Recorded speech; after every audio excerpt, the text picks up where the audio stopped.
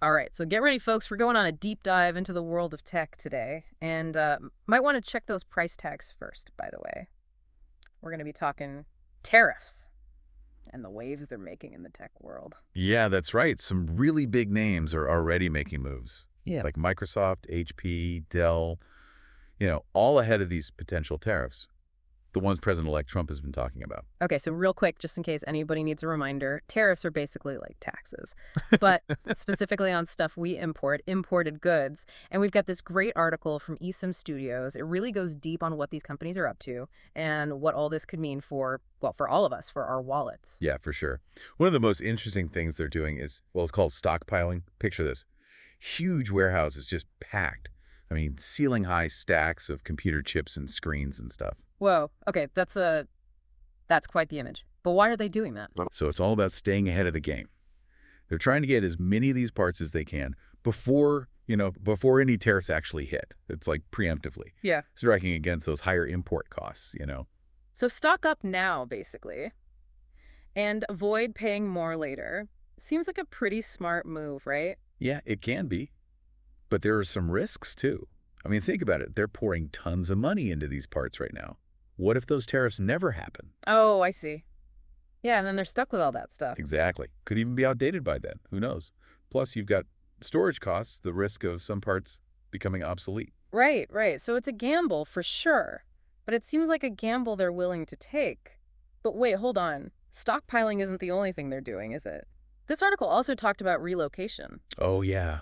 And this is where things get really interesting. It's not just about dodging tariffs anymore. They're thinking long term. Like, what if we just move production out of those countries altogether? Mm. The ones likely to get hit with these tariffs. Okay, so does that mean we could see Made in America electronics making a comeback? Well, not so fast. Moving production, that's a huge deal. You need skilled workers, the right infrastructure, and a stable political and economic environment. Yeah, that makes sense. It's not just about finding cheap labor, right? It's Right. got to be the whole package. Exactly. And honestly, the U.S. might not be the best option right now. There are other countries that could be more attractive for a whole bunch of reasons. Okay, so some production might come back to the US, but it sounds like these companies are probably going to be looking globally. That's right. They need to find that sweet spot where they can produce efficiently without breaking the bank. Gotcha. So we've got stockpiling, we've got relocation, two very different strategies, both with their own risks and rewards. Exactly. And in the end, how well these strategies actually work. It all depends on what happens with these tariffs. Yeah, well, speaking of tariffs, this article mentioned a pretty big number, and I mean big, a potential 60% tariff on everything, all imports from China. That's massive, isn't it? Oh, yeah, that's huge. That's the big question mark in all of this. If a tariff like that actually happened, it would completely change the game. The whole global tech landscape would be different. Think about it. Supply chains, prices for consumers. Yeah, I'm getting a little nervous just thinking about it. But okay, before we get too far ahead, let's break this down a bit. What would a 60% tariff actually mean for us, for everyday people? All right, so let's take an example. Imagine you're buying a new laptop. Let's say it costs $1,000 right now. Okay, now add a 60% tariff on all the parts that came from China. Okay, hold on, let me do the math. That's an extra $600. Exactly. And that's just for one laptop. Now think about smartphones, tablets, gaming consoles, pretty much everything we use. Okay, so yeah, we could be looking at higher prices everywhere. And that's where things get tricky, right? Because those higher prices, they could end up hurting everyone, even American businesses. Right. That's the unintended consequence. Hmm. If prices go way up, people might not buy as much. And that hurts those tech companies in the end. So it's a tough situation, these tariffs. They could actually end up doing the opposite of what they're supposed to do. Yeah, it's complicated. A lot of moving pieces. But that's what makes it so interesting to analyze. Well, we've definitely covered a lot of ground already, but there's still more to explore. When we come back, we'll dive deeper into what this could mean for specific tech products, and we'll talk about how you can navigate all this as a consumer. Stick around. All right, so we talked about stockpiling and relocation, but let's get real. How is this going to affect what we pay for stuff?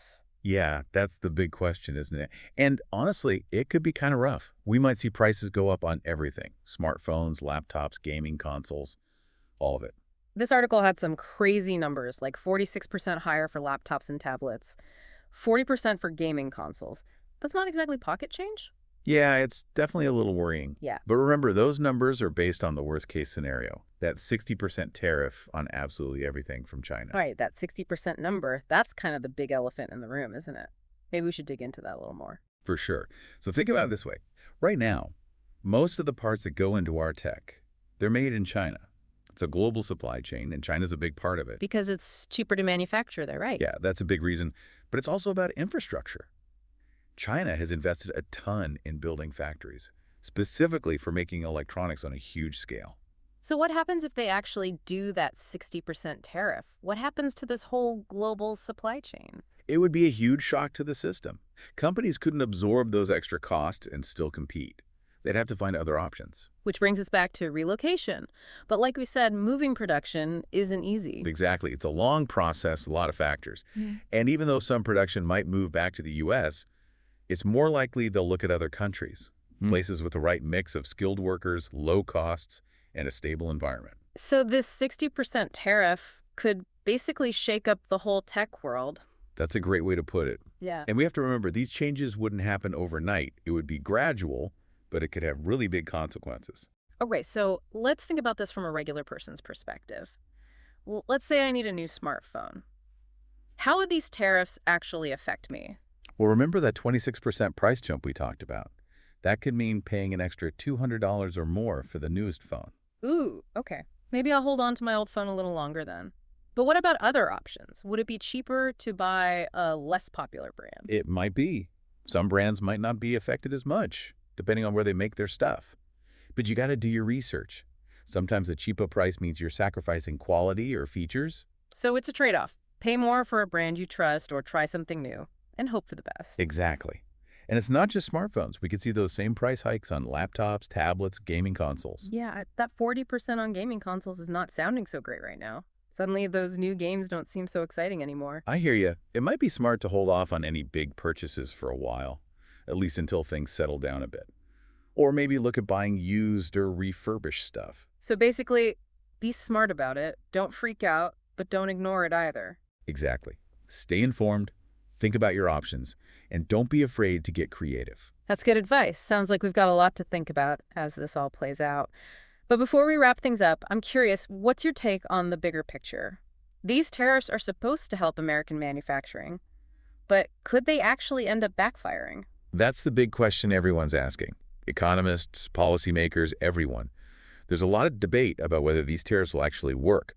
Because like we said, higher prices could mean people buy less, which would hurt American businesses in the long run. Exactly. Plus, we have to think about global trade. Right. Other countries might retaliate with their own tariffs, and then things get even more complicated. So it's a really tangled web, and it's tough to say how it's all going to shake out. That's true. But one thing's for sure, the tech world is about to change in a big way. And those changes will affect a lot more than just the prices we pay. Well, that's definitely a lot to consider. We've covered a lot today. Stockpiling, relocation, potential price increases, the global supply chain. It's a lot to take in. But we're not done yet. When we come back, we'll wrap up this deep dive with some final thoughts and some key takeaways. So stay with us. Welcome back, everybody.